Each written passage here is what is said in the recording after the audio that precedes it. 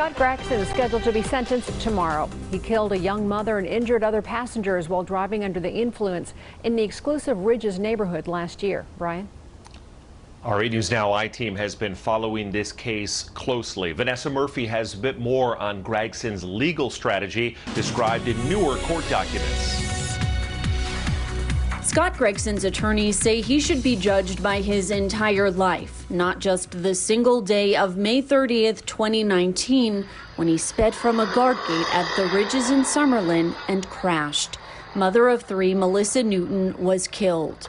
Prosecutors say 2 of his other passengers were substantially hurt. What's going on today?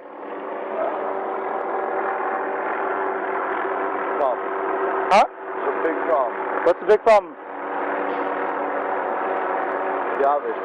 A forensic toxologist estimated Gragson's blood alcohol level was 0.21 at the time of the crash. The legal limit is 0.08. In February, Gragson pleaded guilty to DUI resulting in death and DUI resulting in substantial bodily harm. Other charges were dropped. A judge is expected to sentence him Friday. The maximum sentence, 10 to 25 years. The minimum is 6 to 15. Gragson's attorneys have presented letters of support from family members like his wife and daughter to friends like John Ponder, who runs Hope for Prisoners and was recently pardoned by President Donald Trump. Supporters describe Gragson as a successful businessman who is loving and charitable. Attorneys representing 2 of the passengers and Melissa Newton's family wrote they reached a civil settlement with Gragson and they approve of a sentence of 6 to 15 years. According to court records, Gragson reached a settlement with Newton's family for $21 million. Gragson's attorneys also presented video statements from tennis pro Andre Agassi and businessman and Republican campaign consultant Sig Rogich. In addition to presenting Gragson's numerous connections throughout the community, his legal team is also pointing to his family history, including his grandfather, who was elected mayor of Las Vegas in 1959.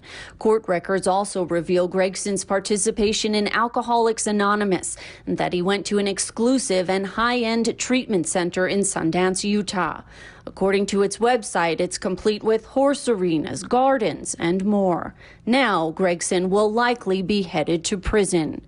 As attorneys argue for the minimum, their message to Judge Michael Villani: Gragson is a remorseful man who made a terrible mistake. Okay. And then, all right. Well, sir, I'm going to tell you that it's not good. Vanessa Murphy, 8 News Now.